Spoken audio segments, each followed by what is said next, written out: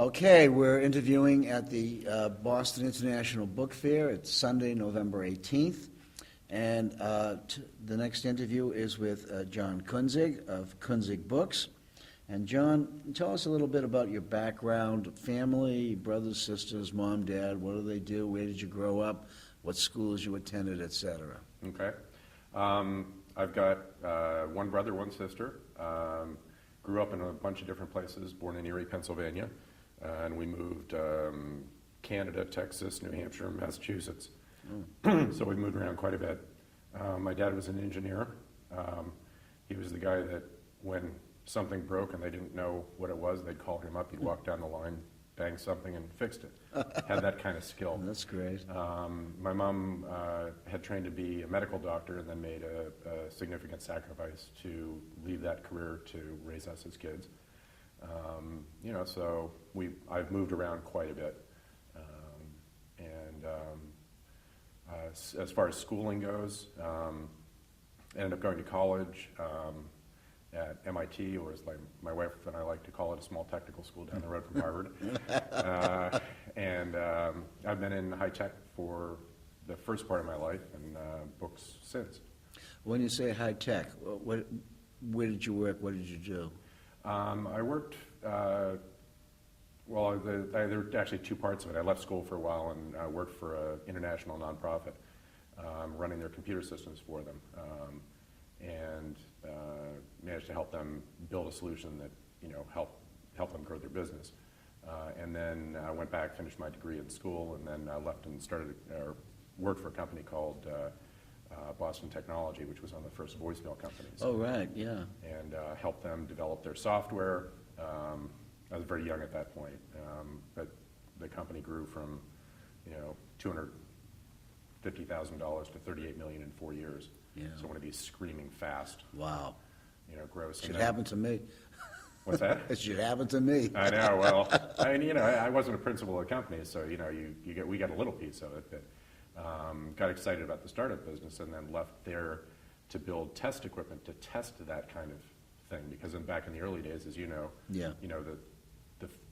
the computer didn't always pick up the phone when it was supposed to. So. How old were you when you were working for this startup company? I'd have to work that out backwards. Yeah, well, we all do. It was just after I left college. So let's see, 85. Isn't it great how these big technical computer people can't remember when they left? Yeah, I know. Did something.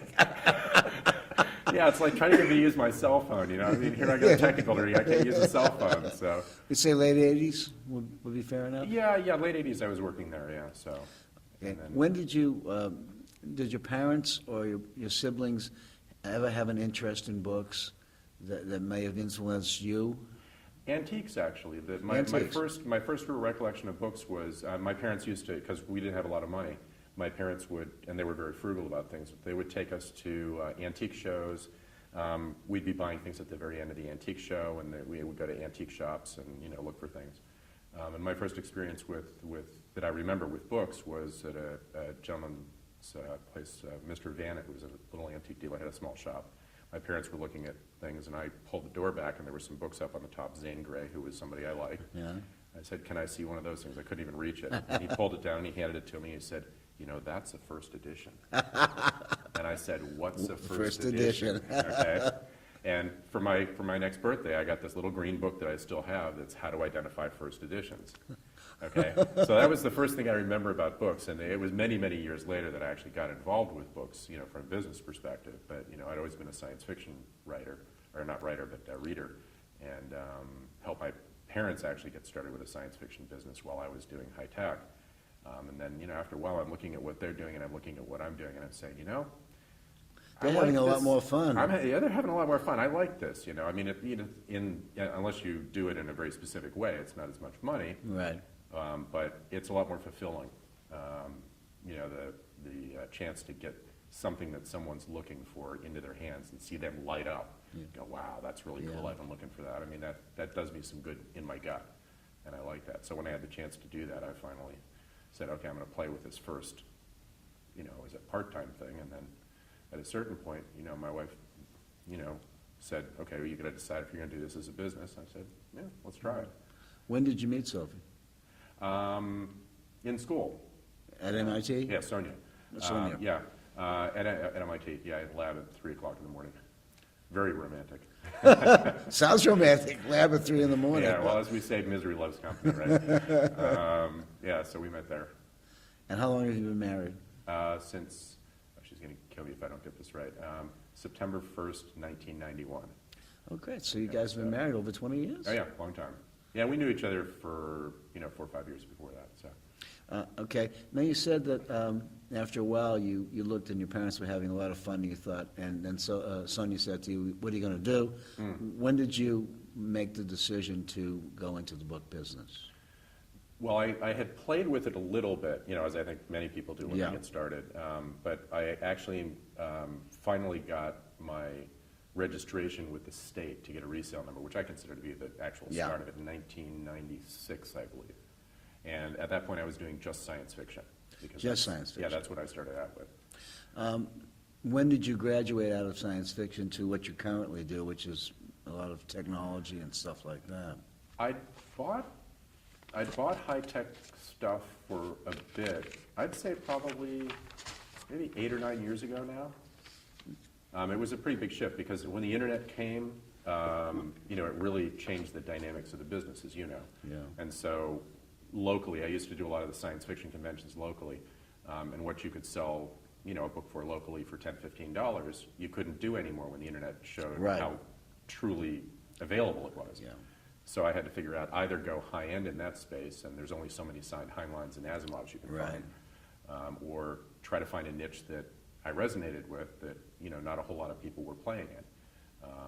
You do Americana, Yeah. lots of people in that space. Lots of people do that. It's an interesting thing and a good market, but not something that resonated with me. So I said, well, I like science and technology, so maybe I'll try that.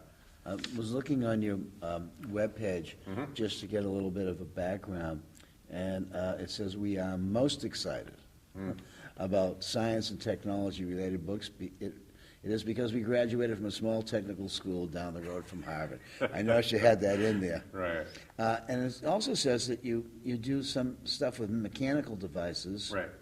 And it says the advancements of science that have really affected the way we live. Right. Which is kind of cool. So, what are some of those things, for example? Well, what I'm interested in is mostly the 19th century and the 20th century. Clearly the earlier material is interesting, but if you take a look at the things that, even some of the people alive today have lived through: television, radio, the telegraph, computers. These are things which, in a very, very short period of time, changed fundamentally how we interact as human beings, how society works, the speed with which things happen, how fast developments happen. So I like the artifacts. I have some early computers and things like that. I also like microscopes and microscopy, because if you look at a lot of the work that was done in the 19th century, you can actually get fairly inexpensively, the microscopes or the philosophical apparatus that some of these famous people did. You can read in English that makes sense what they did, and you can actually do it yourself. Wow. So for me, it's an accessible kind of experience, if you will. When I read a book, when I read science fiction, what I do in my head is I build a world. Right. And when I go back 10 years later and I read a paragraph out of that book, I remember what the world was like. And so it's sort of a way to experience, in the same way as watching a great film on, Lincoln, for instance, gives you a way to sort of vicariously live the historical aspects of things. You can also do that with science and technology. And one of the things I'm worried about right now is that the market is moving so fast, and technology is moving so fast, that I'm wondering 100 years from now, when somebody goes back to look at what we're doing and what happened to our society, that a lot of the pieces that are important to that transition are going to be lost. Yeah. So I'm trying in some small way to gather some of that history, if you will, and preserve it. as Indiana Jones would say, it belongs in a museum. Yeah, it belongs in a big, huge museum in a crate where no one can find it, huh? Yeah, well, yeah, that, yeah. Could be that, too. Right, could be that, or it could be somebody that appreciates, the significance of what we're living through, so. How many book fairs a year do you guys do? Both ABAA and regional? It's shifted in the last couple of years. At one point, I was doing about 25 shows a year. God, that's unbelievable. Yeah, it was crazy. And it was split between antique shows, paper shows, and book shows, so it was a combination. We've stepped that back to, I'd say, about 12, 14 a year now. A couple antique shows, couple. So pretty much paper once a shows. month on an average. Yeah. What percentage of your business comes from shows, from the internet, or from anything else you might do? It's actually changed. I'd seen in your interviews before that you'd asked that question, so I went back to look at it, and I had this impression in my head that we sold a lot of things online, through like Amazon and ABAA books and things like that. And I was pretty amazed when I went and looked that only about 10% of our business comes from that space. Really? In the past, when I was in the science fiction business, it was considerably higher. Yeah. So, but I think that the plethora of material that's up there now, a lot of it, I'd say about a third of our business is through shows. We've done a lot more quoting material out. I'm trying to do a better job of, collecting the material or the business cards and the interest that I have from different people and get in touch with those people. Yeah. And I find, you'd think in the internet world, people say it's so easy for people to find things, that I find that a lot of the collectors are very, very happy to be remembered, for one, Yeah. and to have somebody approach them with something that's interesting. So a lot of our business is starting to happen in that space. I'd say probably 50%, 40 to 50% of our business is now through our website and direct quotes that we're doing with people, Wow. which I was surprised by, quite honestly. Yeah, well, it's good that you went back to it, because Yeah. we all have a different impression of what we do, Yeah. and then when we see what we actually do, we're kind of Yeah. like surprised. Yeah, it's interesting to take a look every now and again, yeah. Trying to, for information's sake, where are you guys located? We're in Topsfield, Massachusetts, about 20 minutes north of Boston. Right. Where the Topsfield Fair is. Yep, longest running agricultural fair in the country, right? That's right. Yeah, we actually live in Boxford, but And where? Boxford. Boxford. The next town over, so. Yeah, that's where Johnny Busick lives. Yeah, I haven't known it. One of my hockey player friends. Okay, so let me start to ask you some more book-related questions. When you came into the business, were there any people who were mentors who you looked up to, who gave you good advice? People who you can honestly say, so-and-so really showed me this, or so-and-so gave me a push in the right direction? Yeah, I think there were a lot of people. I didn't have any formal mentors, but there's things that stick in my head that I remember and appreciate. I know the first ABAA fair that I went to, Jeff Weber, who's a technical dealer on the West Coast, treated me like a real human being, even though I wasn't dressed well, and looked at his stuff, and he spent time with me, and that made an impression on me. I stuck in my head and said, if I ever get to these shows, I want to do that sort of thing. John Waite was the same way. He was the first person that when I went to, and it was a small regional fair up in Maine, I walked through, he saw me, said, I have a technical book for you.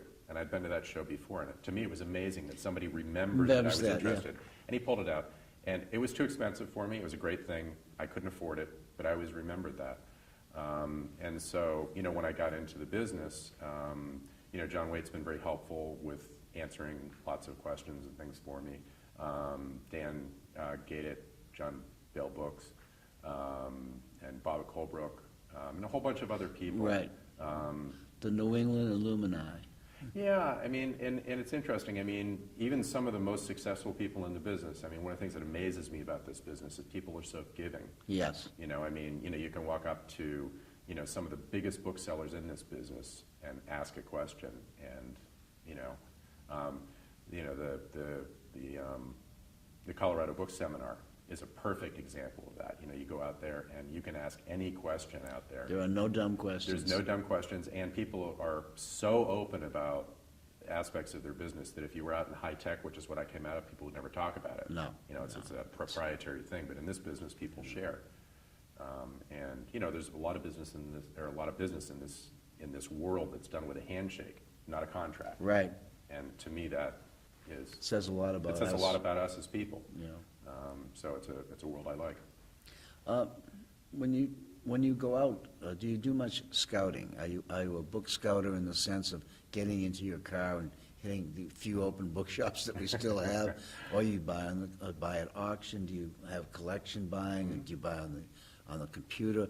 Or what is your basic strategy?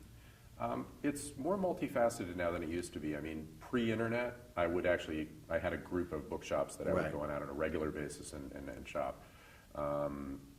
Because we do a lot of shows, we've got a lot of buying opportunities from people that walk in, they kind of look around at your booth and they go, oh, we have some things like that. I mean, we had someone here at the show that way. I've got a whole basement of this. Do you want to come look at it? Yeah, sure. Yeah, sure. I'd be happy to. So I don't do active searching that way. As people in the trade have learned what I'm interested in, I get phone calls. Right. I mean, you might call me and say, hey, I just ran into this technical thing. It's not, my sort of thing.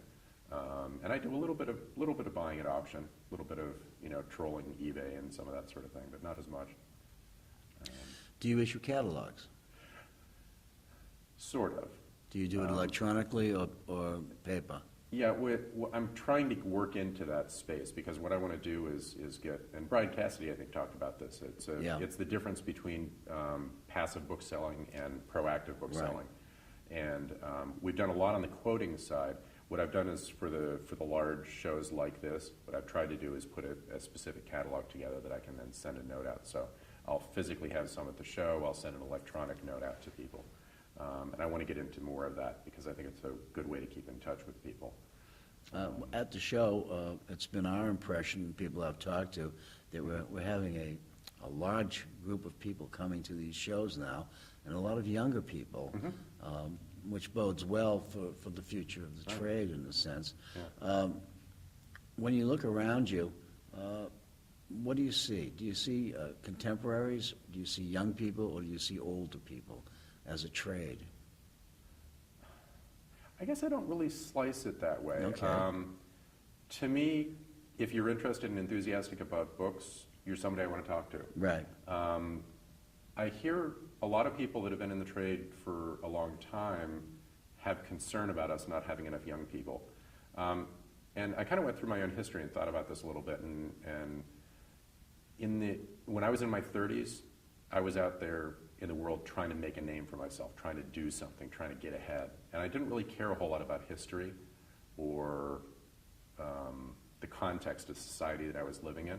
When I started to get to about 40 years old, I started to notice that I cared more about this sort of thing. And that's where I got really interested in this business.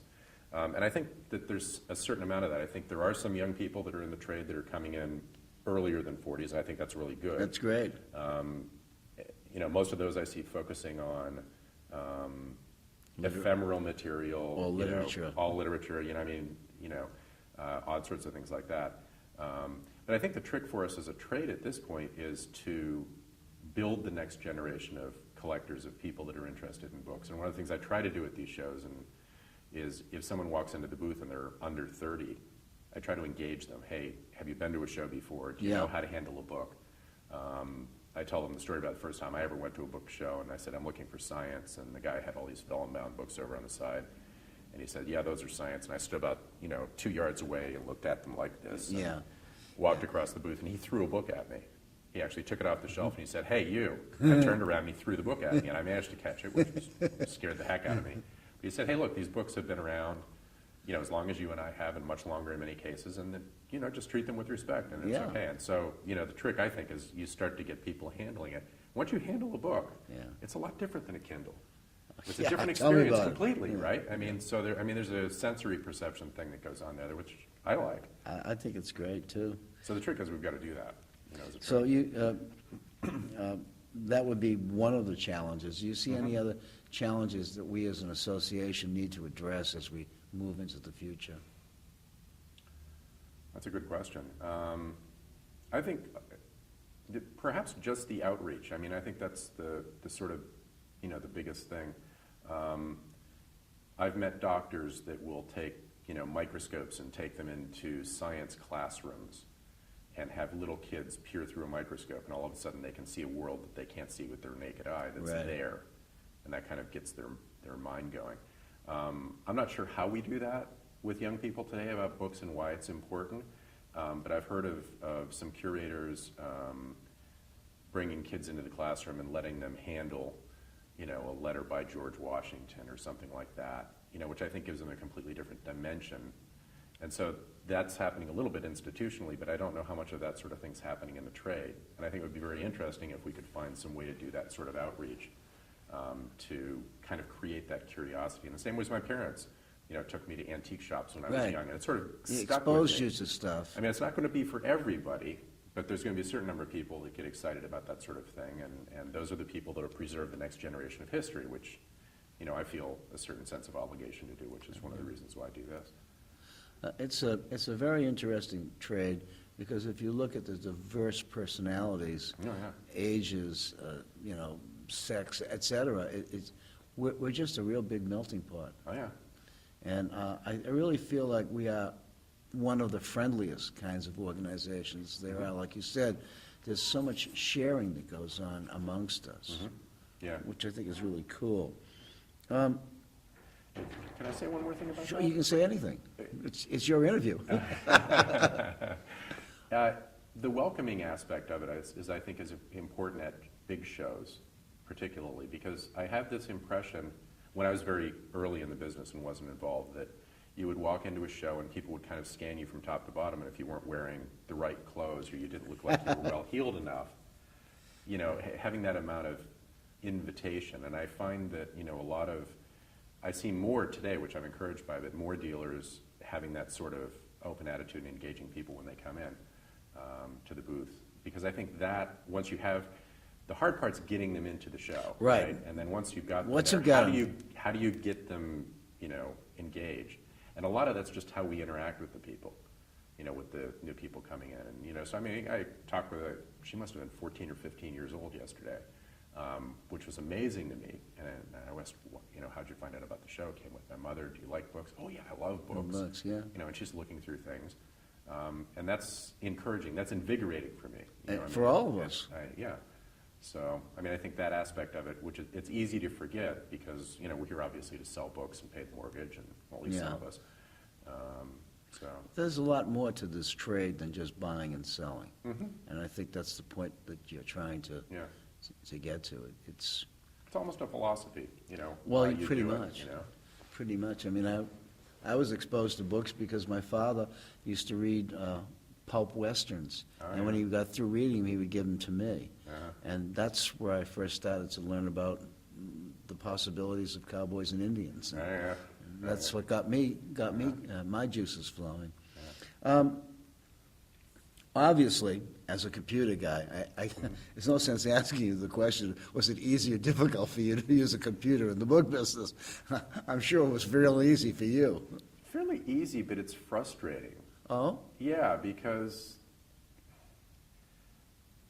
there's an awful lot more that can be done with computers to understand what people are looking for and to support the interests of customers that isn't being done now.